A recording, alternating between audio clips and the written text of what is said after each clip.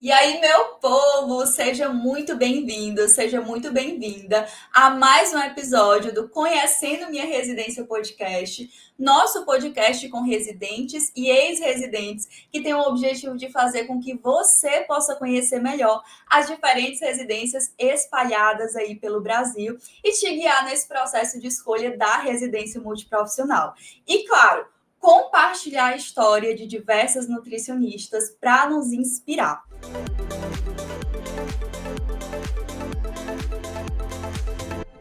Hoje nós vamos falar sobre a residência de saúde do adulto e do idoso, com ênfase em atenção cardiovascular, do Hospital Universitário Júlio Miller, da Universidade Federal de Mato Grosso, tá? Essa residência, a seleção é feita pelo Enare e nós vamos conversar sobre ela. Para falar, compartilhar a experiência conosco, eu convidei a Isabelle Rodrigues, que tem 24 anos, ela é de Cuiabá, Mato Grosso, é graduada em nutrição pela Universidade Federal de Mato Grosso, graduou no ano de 2023. Ela começou a se preparar em agosto desse mesmo ano para a prova do Enare e depois de estudar 2 meses intensos com os materiais e as aulas da comunidade MDA, que é o nosso preparatório completo, né, para concursos e residências, ela foi aprovada na primeira tentativa e atualmente está no segundo ano desse programa de residência. Vou colocar ela agora aqui na tela para conversar com a gente. Olá, Isabelle, seja muito bem-vinda. Muito obrigada por aceitar o convite, né, para conversar conosco. E aí eu quero já começar te pedindo para você se apresentar aí um pouquinho melhor, né? Falei bem rapidinho, mas conta um pouquinho sobre a tua história, como é que foi a tua história com a nutrição, até chegar aí nesse momento da residência multiprofissional. Oi, Rick. Oi, pessoal que está assistindo, né? Então, como a Rick me apresentou, eu sou Isabelle, tenho 24 anos e estou aí no segundo ano de residência, né? Já passei por poucas e boas na residência. Eu vou contar um pouquinho da minha história. Então, a minha história na nutrição, ela começou aí no ensino médio, né? Quando eu ainda não pensava muito no futuro, não pensava no que eu queria trabalhar, não pensava em faculdade, porque eu sempre fui uma pessoa que pensa em uma etapa de cada vez. Então, eu queria terminar a escola e depois eu ia pensar o que eu ia fazer depois. Só que no primeiro ano do ensino médio, nós tivemos uma disciplina que nós tínhamos que planejar, né, fazer um plano de carreira. Eu falei, não vai ter jeito, eu vou ter que pensar em alguma coisa. Então, eu fiz teste vocacional, que deram totalmente errado. Deram hotelaria, turismo, administração, nada que eu queria, né? Aí eu comecei a pesquisar os cursos por área. A área da saúde, ela me encantou, assim, de longe. E a nutrição, ela brilhou para mim. Porque na minha família eu tenho histórico aí de diabetes, de hipertensão, de dislipidemia. Então, eu queria ser essa profissional que ajuda as pessoas, né? Que facilita a mudança de hábitos alimentares. Porque o alimento ali é vital para nós e para algumas pessoas tem essa carga, né? Da alimentação, de um peso, uma culpa. Né? Eu queria ser o profissional que ajuda, né? Aí não deu outra. No meu primeiro Enem, eu coloquei como primeira opção a nutrição e a segunda opção ciências e tecnologia de alimentos. Porque se eu não passasse em nutrição, ia ser mais perto do curso que eu ia chegar, né? Mas deu tudo certo, eu passei, foram 5 anos, me formei aí em 2023. E aí, chegando, né, ao final da faculdade, eu pensei, meu Deus, logo o status de estudante vai passar para desempregada, né? Aí, aí eu falei, eu tenho que pensar em alguma coisa. Eu já sabia que eu queria a área hospitalar, ou a nutrição clínica, atendendo em consultório, mas junto com isso vinha muita insegurança. E a residência, ela veio aí como uma escolha que me pareceu mais certa, né? Porque isso de treinamento em serviço, né? Eu seria uma profissional, mas também seria uma estudante, né? Eu teria alguém ali para me preceptorar, né? Para me ajudar. Então, eu falei, é isso que eu vou fazer. Só que eu conheci a residência fazendo o estágio no Hospital Universitário Júlio Miller, que é onde eu sou residente atualmente. Então, eu já conhecia a rotina lá. E lá nós ficávamos muito com os residentes, né? quanto estagiários, eles são um pouco preceptores nossos também. E eu achava o máximo que eles eram profissionais, mas também eram estudantes, né? E aí eu pensei, né, como que eu vou fazer isso? Que foi aí que a Rick falou que eu comecei aí 2 meses, né, antes para me preparar. Por quê? Eu enrolei muito. Eu já sabia qual programa eu queria, né? Inclusive, se eu puder falar por que eu escolhi esse programa, Fale, por não favor. exatamente foi por conta da ênfase em atenção cardiovascular. A parte de saúde do adulto e do idoso me atraiu muito, sim, porque eu não sou muito fã da parte de materno-infantil, né? Mas o que eu queria era continuar na minha cidade.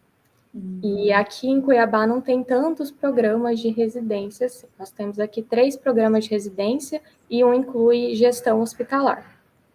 Então, eu, como já conhecia a rotina do Hospital Júlio Miller, já tinha estagiado lá, eu optei por ser lá, né? Sendo que é um hospital muito bom, lá nós temos excelentes profissionais, assim, eu estou conseguindo uma carga de experiência muito boa. E aí eu escolhi esse programa, só que eu achava que até então, né, era o processo seletivo próprio da UFMT.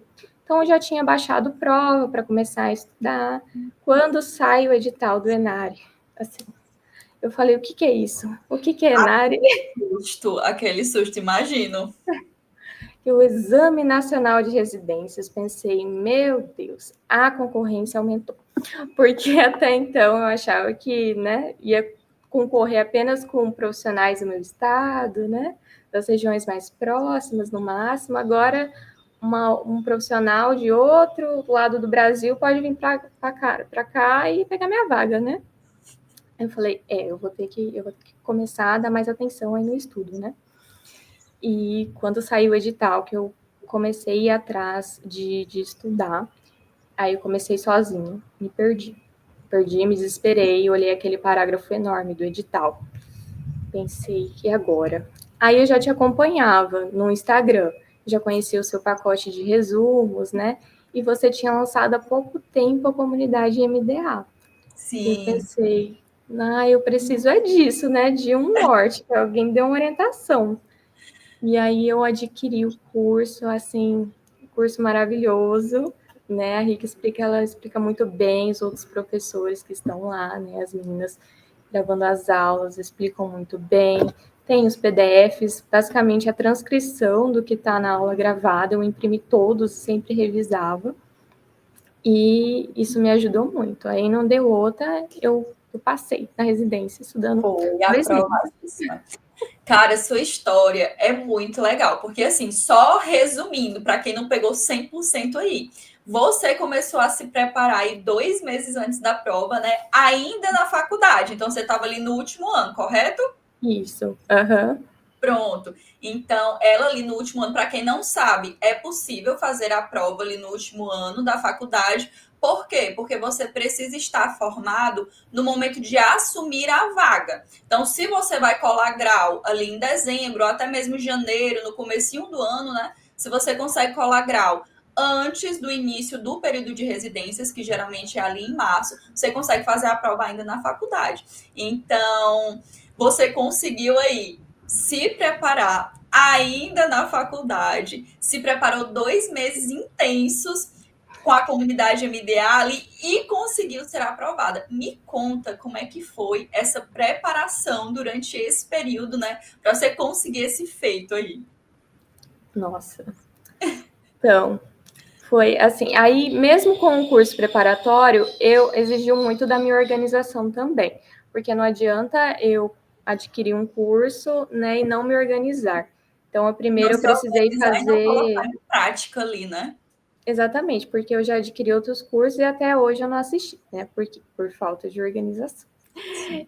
Então, eu precisei fazer um cronograma de estudos, que isso me ajudou demais, porque era tanto conteúdo que eu falei, não vou conseguir passar por todos, né? Então, fazendo o cronograma de estudo, estabelecendo assim, eu vou estudar tantas horas esse conteúdo, né? Tantas horas por dia.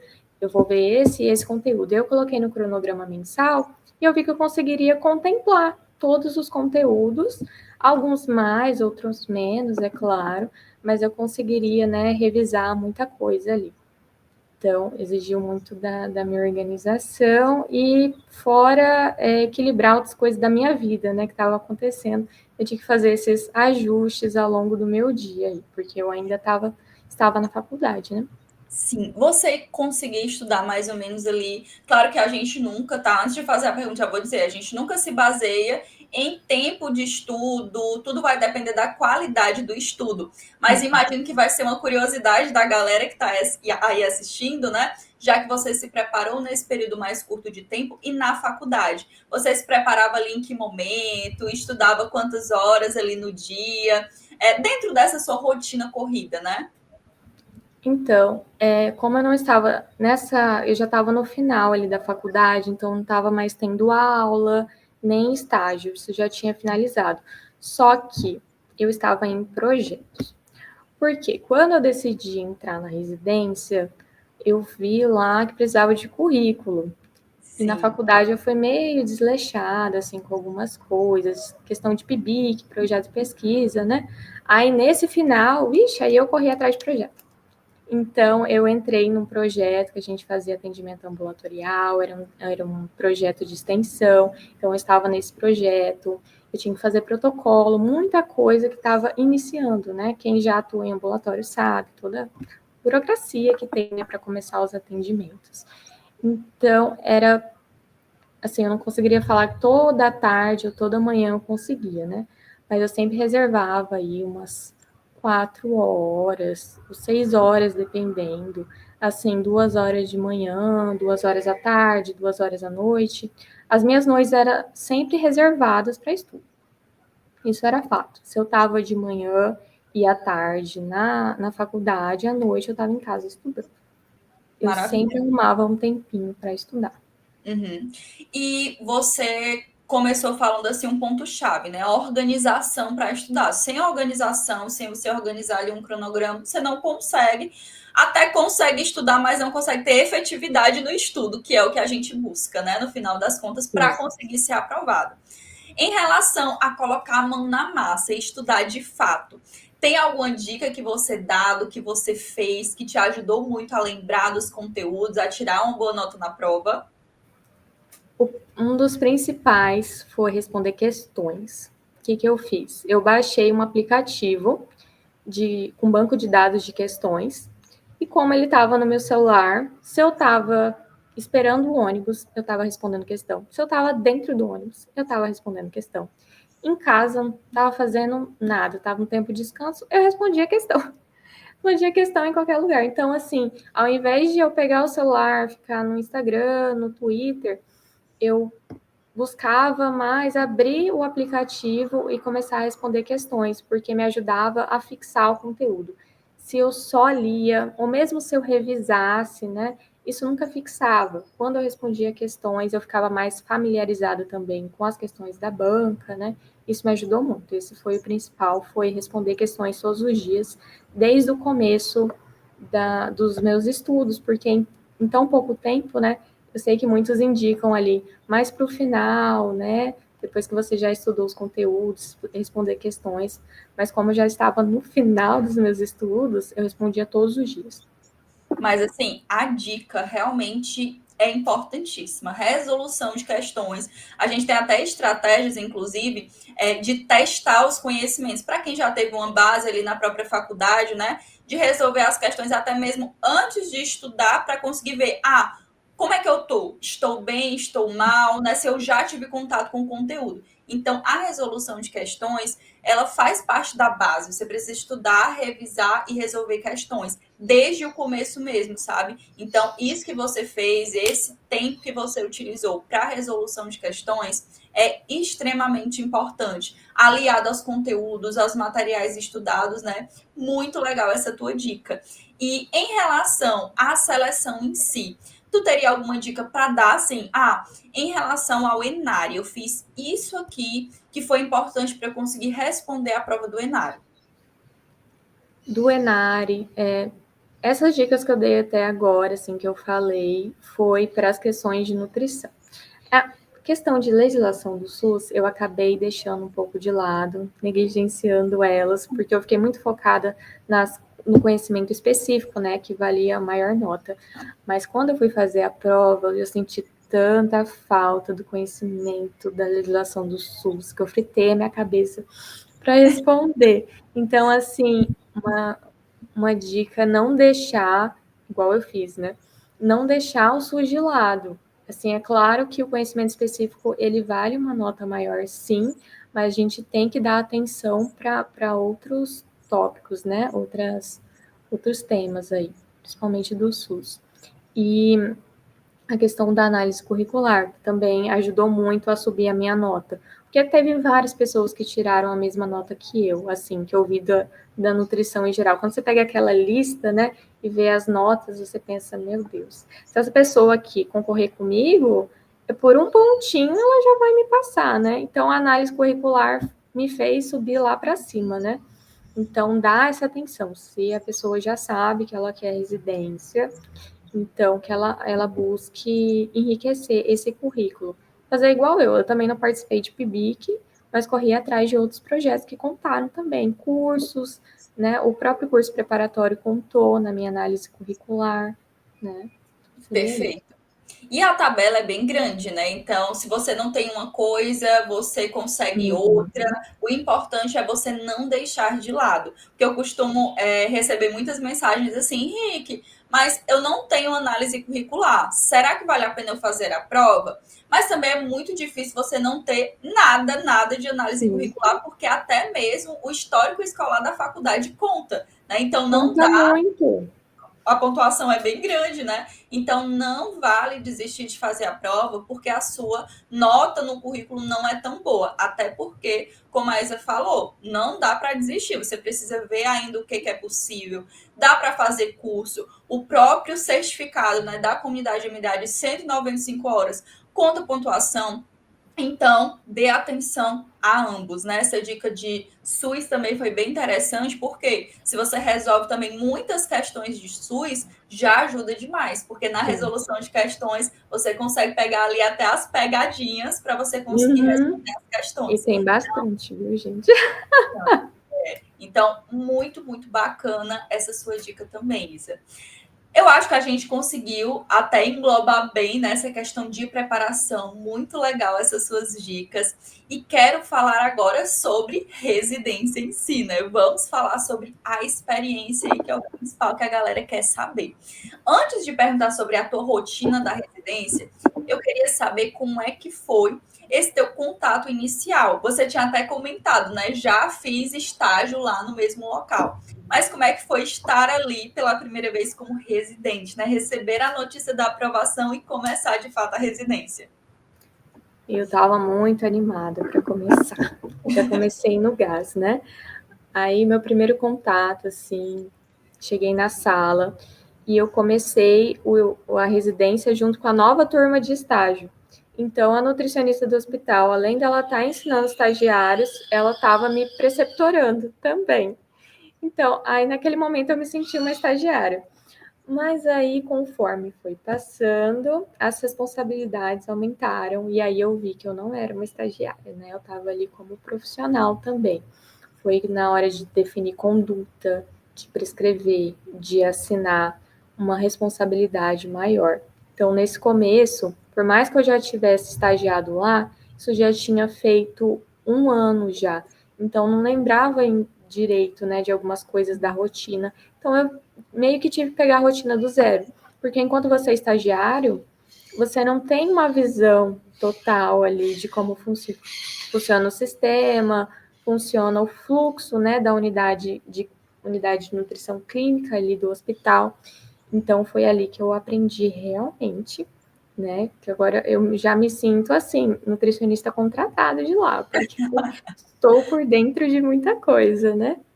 Então, Maravilha. esse começo foi muito legal também, porque eu procurei estudar mais para, né, servir uma conduta efetiva para os meus pacientes, né?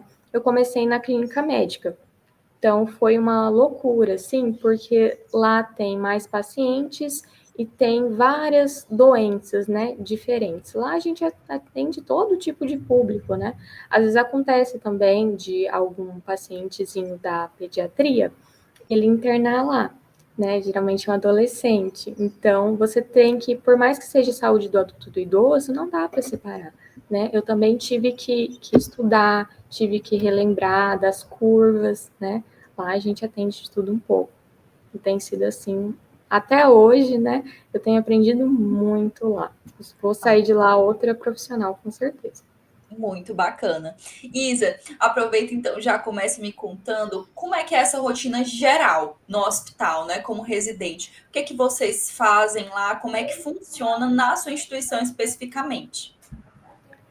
Então, a nossa residência, vou falar mais especificamente de nutrição, porque alguns campos eles mudam. Por exemplo, a psicologia e o serviço social. Ah, outra coisa, né, que eu já estou pulando partes aqui. Mas a minha equipe multiprofissional, né, as áreas profissionais que compõem o meu programa de residência é a nutrição, a enfermagem, a psicologia e o serviço social. Então, alguns campos mudam, né? Questão da estruturação do programa mesmo. Mas serviço social e psicologia, eles passam na ginecologia e obstetrícia, mas nós da nutrição e da enfermagem não passamos. Então, questão da nutrição. No primeiro ano de residência, a gente passa pela clínica médica e a clínica cirúrgica do hospital. E nós temos um campo externo, que é o SAI, né, o Serviço de Atendimento Especializado, que presta assistência, tratamento, prevenção para pacientes com HIV, AIDS, hepatites, né, ISTs. Então, assim, foi outra coisa, uma bagagem enorme que eu saí de lá, né? Porque é uma realidade diferente. E é um campo externo ao hospital, e eu acho isso muito legal, né? Que a gente não fica só dentro do hospital, a gente tem essa oportunidade. São 4 meses em cada campo, cada cenário de prática, né? Então a gente tem um bom tempo aí para pegar. É claro que a gente sempre sente que assim que pegou a rotina, já está saindo do campo, né? Não importa o tempo, você acaba se apegando ao campo e logo tem que ir para outro. E no segundo ano de residência já são outros campos. Aí nós temos a UTI do hospital, o ambulatório de nutrição, que é onde eu estou agora, é o meu atual campo, que a gente passa em 2 meses cada. E aí os outros 2 campos são externos, são fora do hospital, que é a clínica da família, que a gente fica ali inserido no EMULT, e a UTI coronariana de um hospital particular. Então, a gente tem essa experiência também de trabalhar em um hospital particular, né? Ver essa outra realidade. Que E a interessante. gente trabalha aí das 7 às 5, né?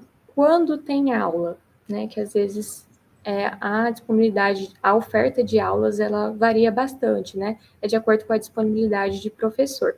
Então, quando tem aula, a gente fica de manhã na prática e à tarde tem aula no próprio hospital. Ou, se necessário, a gente pode ir para o UFMT, né? Ter aula também, mas é bem raro. Quando não tem aula, a gente fica aí na prática das 7 às 5. Nós fazemos 2 plantões no final de semana, ou em sábado e um domingo, para estar completando a carga horária. Nos feriados também a gente está lá. Show, perfeito. Deu para ter uma visão geral muito legal. E agora vamos afunilar, vamos falar mais detalhadamente sobre uma rotina do dia. Digamos que você chega lá na residência, o que que você faz como nutricionista lá no hospital? Falar mais especificamente dos campos que a gente mais passa lá, da clínica médica, cirúrgica e UTI, que costuma ser a mesma rotina. Particularmente eu. A primeira coisa que a gente tem que fazer é ir fazer a visita beira-leito, né? Mas eu gosto de antes entrar no sistema e ver possíveis intercorrências, porque já aconteceu de eu ir direto para lá, para a clínica, e deparar com uma interal que foi suspensa. Aí eu sem saber o que fazer, tem que ir atrás, não sei, da enfermagem para saber o que aconteceu. Então eu já prefiro chegar lá já, né, por dentro. Então eu olho no sistema, os controles da enfermagem, algumas evoluções, algum paciente que veio a óbito, né, para não falar besteira também, ai, o paciente foi embora, né? Não, infelizmente Então, partiu dessa para melhor, né? Então, eu dou uma olhadinha no sistema, faço a visita beira-leito, depois eu tenho que retornar até as 9 horas da manhã, que lá nós temos essa rotina. Até as 9 horas da manhã, tem que mandar um mapa da via oral para a nutricionista da unidade de alimentação. Aí até as 9 horas eu retorno, envio o mapa, aí eu posso retornar para terminar minhas visitas beira-leitos em quem eu não consegui passar, ou eu preciso fazer a atualização do censo. Nós temos um censo que é uma forma de comunicação entre nós nutricionistas, né? Geralmente, se eu não estou à tarde, eu preciso atualizar para a nutricionista que estiver à tarde com a clínica. Lá tem os dados antropométricos, a avaliação nutricional, cálculo de necessidade energética, a conduta, né, seja com interal, ou via oral, suplementação nutricional, os diagnósticos do paciente e uma breve evolução do que eu fiz ali na visita beira-leito, né, de como eu avaliei o paciente. E aí eu começo a postar minhas evoluções, porque nós temos metas, né, para atingir. Eu tive muita dificuldade no começo, porque era muito paciente e eu me desesperava. Eu falei, não vou conseguir terminar as evoluções do paciente. A gente acaba gastando um tempinho a mais para isso, né? Mas agora está bem mais fácil, a gente pega a rotina, aí eu posto a evolução dos pacientes, e até 1 hora da tarde eu tenho que mandar enviar um mapa do lactário, né, que é onde tem as suplementações, a dieta interal, preparo cirúrgico, líquida restrita, né? Aí eu envio até 1 da tarde o mapa do lactário e aí finalizou o meu dia da manhã. Se eu não estiver à tarde, nós temos um livro de ocorrências, que a gente escreve as admissões, as altas, o porquê eu fiz ajuste daquela conduta, né, para passar para a nutricionista que fica à tarde. Se eu tiver à tarde eu continuo na minha clínica, eu já sei o que aconteceu, e aí eu só passo visita para ver questão de alta ou de pacientes que eu preciso admitir, de internação, é uma rotina mais simples. Aí, 3 horas da tarde, eu mando o mapa da dieta via oral, né, questão de jantar, da ceia até o café da manhã, e o mapa da manhã é o almoço e a merenda, certo? Esse é os mapas que nós enviamos. E aí a tarde costuma ser mais tranquila. Às vezes acontecem algumas intercorrências, admissões, mas é mais tranquilo do que a rotina da manhã, que é mais agitada. Você fica mais ali esperando demandas novas aparecerem e monitorando, não é isso? Geralmente à tarde que ocorrem as internações, né? Então ali é mais movimentado. Às vezes acontece de internar os 3 pacientes, você ir atrás, e é aquilo. Eu fiz a internação, eu tenho que definir a conduta, eu tenho que colocar ele no censo, todas as coisas novas, né? Então ocupa bastante tempo. Quando não tem internação, é mais tranquilo. Sim, entendi. E dentro dessas enfermarias, dentro desses locais, né? Você falou clínica médica, cirúrgica, também a UTI, né? Tem algum perfil de paciente que aparece mais? Você diga assim, não, na minha residência, até então, até agora, nesse período, eu atendi muito esse perfil de paciente. Ou não, realmente é muito diverso e vocês atendem de tudo. A gente atende de tudo mesmo, mas lá aparecem muitos pacientes com doenças infecto-contagiosas. É o que mais aparece, são pacientes da infectologia. Entendi. E doenças renais também. Os pacientes renais aparecem bastante. Aí a gente tem que estudar mais esses pacientes, né? Porque são recomendações específicas, tem que ficar sempre monitorando exames, né? Os pacientes, eles realmente, todos exigem mais atenção, mas esses pacientes em especial, eu fico mais de olho. Assim. Já fica a dica aí para a galera que quer fazer essa residência, né? Para dar uma olhada nesses conteúdos aí. Sim, e na clínica cirúrgica, nós temos muitos pacientes da coloproctologia. Que esses também exigem mais atenção lá na clínica cirúrgica. Olha aí, pronto. Então, perfis aí já traçados, né, para dar uma olhadinha melhor. Isa, nesses outros locais que você comentou, a rotina deve ser diferente, né? Você falou que agora está no ambulatório. Como é que funciona nesses outros locais? Passa também um pouquinho dessa visão? Então, a clínica da família, eu não passei lá ainda, mas também acontece atendimentos ambulatoriais, né? Tem os dias das ações que as meninas fazem, questão de visita domiciliar, mais um ambulatório, que são os atendimentos ambulatoriais, e no SAI também a gente faz atendimento ambulatorial. Então, nisso, esses 3 campos aí, eles se casam muito. Eu também lá eu atendo todo tipo de paciente, né? Nós temos o dia sexta-feira, que é próprio da coloproctologia. Então, eu atendo só pacientes da coloprocto. Lá eles têm direito à demanda espontânea, né? O pessoal do ambulatório da coloprocto pode mandar para nutrição para a gente atender lá na hora mesmo. Então, a gente deixa esse dia mais livre, assim. Mas o perfil que eu mais atendi, assim, tanto no SAI, acredito que as meninas que estão na clínica da família também estão atendendo, e agora no ambulatório de nutrição, são pacientes com doenças cardiometabólicas, né? A hipertensão, a diabetes, a dislipidemia é o que mais aparece lá. Então, assim, era um ambulatório, era um campo que eu tinha muito receio, porque é diferente, né? Você tá atendendo um paciente internado, eu já estava mais à vontade nas clínicas, né? Mas aquele negócio de ficar cara a cara com o paciente, definir uma conduta assim, né? É uma conversa, é você saber orientar o paciente, saber responder as dúvidas dele ali na hora. Realmente eu ficava com mais receosa. Mas você vai atendendo, vai adquirindo experiência, vai ficando bem mais fácil. Qual é o período que vocês passam aí na parte dos ambulatórios em si? Porque você falou que basicamente são diferentes locais, mas que tem muito atendimento ambulatorial, não é isso? Uhum. Basicamente, é quanto tempo da residência que vocês têm experiência com ambulatório? De ambulatório, nós temos aí, no ambulatório de nutrição, 2 meses, né? Que a gente passa no segundo ano da residência. E aí nós temos 4 meses na clínica da família, que é no segundo ano também. No primeiro ano, 4 meses no SAI. Pronto. Então, é até interessante essa visão também, porque dentro dessa residência, quem entrar vai conseguir ter uma experiência tanto na parte hospitalar em si, onde está ali nas enfermarias fazendo os atendimentos, quanto no ambulatório. Então, é bem legal para quem está assistindo, né, entender que vai conseguir englobar aí essa parte. Em relação à experiência externa, eu achei bem interessante, eu nunca tinha visto aqui nos podcasts, nas conversas, de ter essa experiência, digamos, já de praxe ali na residência, nesse ambiente particular. Você já passou, ou você vai passar ainda, ou sabe contar, assim, as especificidades, o que teria de interessante?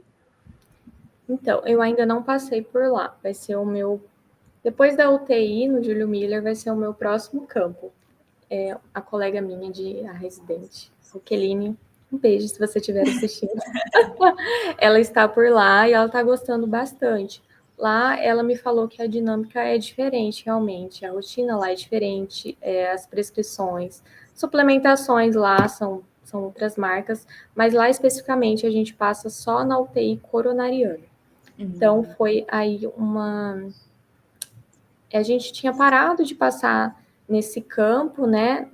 Os outros residentes que foram os nossos R2 não chegaram a passar, mas aí retornamos para atender essa ênfase em atenção cardiovascular, né? Porque estava faltando isso. A gente atende realmente todo tipo de paciente, mas falta mais essa atenção, assim. Então, esse campo ele retornou para isso. E acredito que ela esteja tendo uma experiência também muito boa lá.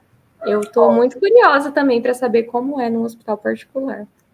Até porque o nome ele da própria residência está dizendo, né? Atenção, saúde do adulto e do idoso, com ênfase em atenção cardiovascular. Eu ia até te fazer essa pergunta, né? O que você sente, onde você sente, ou quais atividades você sente que entram mais nessa ênfase mesmo? Onde é que você vê mais essa parte?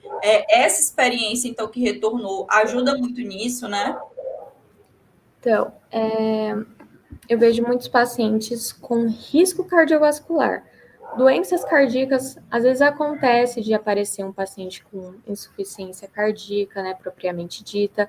Acredito que nesse hospital particular que presta serviços, né, com atenção à cardiologia, ele realmente atenda mais a ênfase. Em questão, não estava atendendo, quando eu entrei, não estava atendendo muito bem a ênfase, tanto é que o programa, eu não sei se você ficou sabendo, mas ele foi fechado nesse último enário, né? Nós não temos R1, nós somos só nós R2, né? Não tive a experiência de ter um R1. Ele está sendo reestruturado realmente para que seja atendido essa ênfase. Eu não sei se vai ser novos planos de uma nova ênfase ou deixar só a saúde do adulto e do idoso, mas até então nós temos tentado trabalhar muito junto aos tutores, que são nossos professores da universidade, né?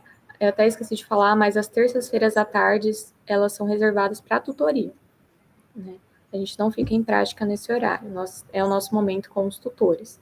E a gente tenta puxar discussão de caso clínico voltado para essa ênfase, né? Tudo voltado para essa ênfase. Ainda falta disciplinas voltadas para a parte de cardiologia. As nossas disciplinas são muito voltadas para o multiprofissional, de uma forma que tente englobar as 4 áreas, né? Então, é mais sobre SUS, né? Sobre como atua a equipe multiprofissional, mas a gente tem lutado por essa ênfase e eu sinto que agora está engrenando. Perfeito. Interessante, muito interessante isso. Eu realmente não estava por dentro exatamente dessa informação. E é bacana porque essa reestruturação, ela possivelmente, provavelmente está acontecendo para retornar a vaga já de uma maneira mais específica, que englobe melhor a área, que traga, né, coisas ainda mais interessantes para os residentes. Então, vai ser bem interessante para quando isso acontecer. Então, muito legal essa visão. Vai basicamente ser uma visão pré e pós, né, desse momento. Então, muito interessante. Isa, deixa eu te perguntar outra coisa. O que é que você considera aí dentro da residência, dentro desse período que você viveu até agora, né? Como a melhor experiência que você teve como residente, assim, pode ser um momento específico de um atendimento, né? Pode ser uma vivência externa, enfim, qualquer coisa que você diga assim, nossa, valeu a pena ter feito a residência só por conta disso aqui, já valeu a pena. Foi o melhor momento que aconteceu, que eu senti assim, nossa, eu estou fazendo a diferença aqui, porque eu não queria só aprender, né, com a residência, eu queria contribuir também, eu queria contribuir e ajudar os pacientes da melhor forma possível. E teve um paciente em específico que ele quis tirar uma foto comigo, porque ele ficou muito agradecido, né, por eu ter ajudado ele. Ele chegou aqui muito desnutrido, ele chegou pela UTI. Claro que os profissionais, eles fizeram toda a diferença, profissionais da UTI, mas depois ele foi para a clínica médica, que é onde eu estava, né, atuando. E aí ele ficou assim, senti que ficou sob a minha responsabilidade, então eu cuidei da melhor forma possível, conversava com ele sobre alimentação, sobre a importância dos suplementos, né, a importância... Ele chegou lá com a sonda nasointeral, né, então ver todo esse processo dele, né, fazer a transição para via oral, e ele evoluiu tão rápido. Ele tirou uma foto comigo, eu pedi para ele me enviar, e a cada 4 meses, mais ou menos, assim, de vez em quando, ele me manda uma foto de como ele tá e fala-me assim, muito obrigada. Ai, Então, que assim, eu legal. fico muito grata. Né? Você vê o quanto você faz a diferença na vida das pessoas aí, né? Você chega ali no objetivo que você tinha quando você falou lá no começo que queria fazer a saúde, queria fazer a nutrição para fazer a diferença na vida das pessoas. Muito, muito bacana.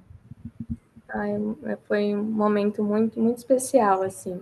E eu vejo isso também no dia a dia, né? Os pacientes, eles me agradecem, assim, sempre que eles vão de alta, né? Os pacientes no ambulatório mesmo, me parece, eu olho no olho deles e parece que eu vejo uma esperança, assim, né? Tipo, então, muito, muito grata por essa oportunidade de eu ter conseguido entrar. E eu pretendo, né, me manter uma profissional cada vez melhor, com certeza. Perfeito. E em relação a desafios, o que você considera, né, que até então você encarou como o maior desafio dentro da residência, né, que você precisa superar para estar ali encarando ali a rotina, o serviço, um desafio que você considera? O maior desafio que eu tive foi no começo da residência mesmo, porque exigiu mais a minha atenção, mas até hoje eu fico muito atenta a tudo, aos exames, para não deixar nada passar. Exige muito da minha atenção. Esse é o principal. Exigiu também eu me adaptar à minha nova rotina, porque é uma carga horária extensa, são 60 horas semanais. Nos primeiros plantões que eu fiz no final de semana, eu chorei. Porque eu não estava acostumada, eu não estava acostumada a não estar em casa com os meus amigos, né? Aí eu chegava em casa sempre muito cansada. Eu falei, será que vai chegar em algum momento que eu vou me acostumar e eu vou ter ânimo para sair, né? E hoje em dia eu saio sem problema nenhum à noite, chego tarde, no outro dia estou pronta de novo para a residência, né? Então é muito questão de adaptação. No começo a gente sente que não vai dar conta mesmo. Mas olha, eu aqui no segundo ano, né, já próximo aí, em fevereiro, eu já me formo, né, na residência. Então, é muita questão de ser resiliente mesmo, né? Muita questão de adaptação. Show. E Isa, nós já conversamos bastante sobre rotina, né? Deu para ter total a visão de como é que funciona, de como é que é a residência daí. E para a gente fechar assim nossa conversa, né, com chave de ouro, que conselho você daria para a galera que está querendo fazer residência, né? Diante dessas experiências que você viveu, diante dos desafios, mas também, né, de todo o lado bom, de todas as experiências positivas. O que você dá de conselho aí para a galera que está se preparando para o Enari? Se programem antes. Isso principalmente. Não deixem para a última hora, né? Não, sempre que puder sobrar um tempo, estudem, que isso vai fazer total diferença, né? E respondam a prova com calma também, porque isso também é uma coisa que me sabota muito, que agora, no Enari mesmo, que foi a última prova que eu fiz, que eu precisei por mudar isso, né? Ler com calma, né? Porque muitas vezes você chega em casa, vê o gabarito e vê, nossa, como que eu errei essa questão, né? A resposta estava ali na cara. Pode acontecer, né? Mas se você tiver essa atenção, com certeza vai fazer total diferença. O conteúdo você sabe, né? A questão agora é focar realmente na prova. E quanto à residência, não só para minha residência, mas para qualquer residência, eu falo mais especificamente sobre esse momento da reestruturação do programa. É que participem, engajem, façam com que nós tenhamos uma residência mais democrática, né, que a voz dos residentes dentro do programa ela seja ouvida, né?